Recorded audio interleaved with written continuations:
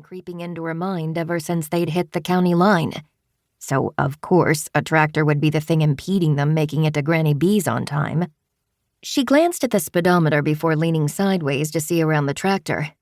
Why is he going so slow? We're not even going 5 miles an hour. Not seeing another vehicle coming from the opposite direction, she eased the car into the other lane to pass the puttering cowboy. She'd barely stepped on the gas when he turned to look at her, and her breath caught in her throat. The driver was about her age and wore jeans, a faded blue t-shirt, and a straw cowboy hat. He had on a pair of dark aviator sunglasses. Who wears aviators with a cowboy hat anyway? But even behind the dark shades, Bailey would recognize him anywhere.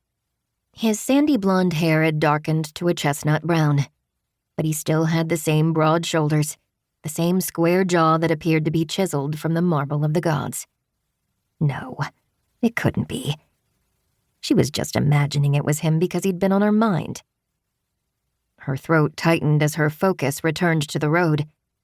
She slowed to get back in behind him, but not before Cooper caught sight of the 2 black Angus cows plodding down the blacktop in front of the tractor and let out a round of excited barks.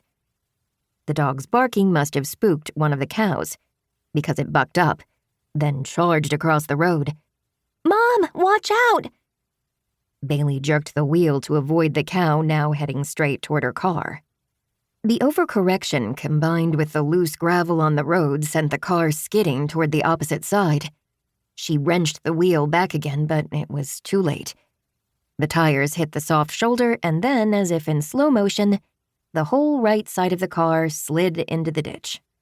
Bailey shot her arm out in front of her daughter's chest, the universal mom version of an extra seatbelt. "You okay, honey?"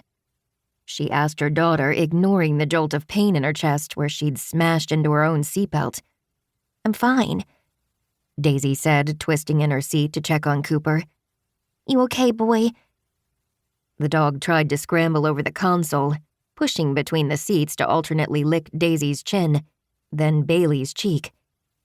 The car was leaning to the side, but thankfully they hadn't been going fast enough or hit the ditch hard enough to deploy the airbags. She ruffled the dog's ears, then pressed a hand to her chest. "Oh my gosh. I'm so sorry. I didn't even see those cows in the road." "It's okay, Mom," Daisy assured her. "It could have been way worse. We could have hit one."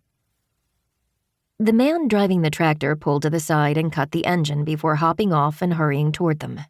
He yanked the driver's door open. "You all okay?" Bailey couldn't breathe. Couldn't speak.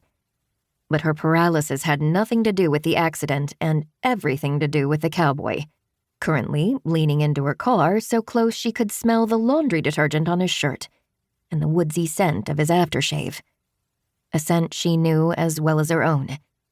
Sawyer," she finally managed to sputter. "What are you doing here? I can't believe it." He had her wrist in his hand as if feeling for her pulse.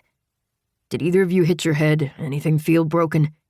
he asked, his tone serious, as his gaze raked over both of them, which was a pretty impressive feat, considering he was also letting the dog lick slobbery kisses across his cheek. "We're okay," Bailey said, blinking as if he were a mirage and might disappear any second. "Except I might have just had a heart attack from the shock of seeing you. Or maybe I passed out and you're not actually real." She tentatively stretched her hand out and touched his cheek. He felt real, the scruff of his whiskers tickling the pads of her fingertips. He reached up and squeezed her hand in his, just for a moment before letting it go. "I can assure you, Bailey, that I am very real. And so is that cow you almost took out." "Cow? What cow?" She couldn't seem to focus on anything other than the crystal blue color of his eyes and the lingering warmth of his touch. "Sawyer?" Daisy asked, squinting at the man. "This guy is Sawyer Dunn? The hot bad boy cowboy you stole a tractor with?" She peered around Bailey's shoulder. "Is that the tractor?" Sawyer raised an eyebrow as his gaze returned to Bailey's, and one side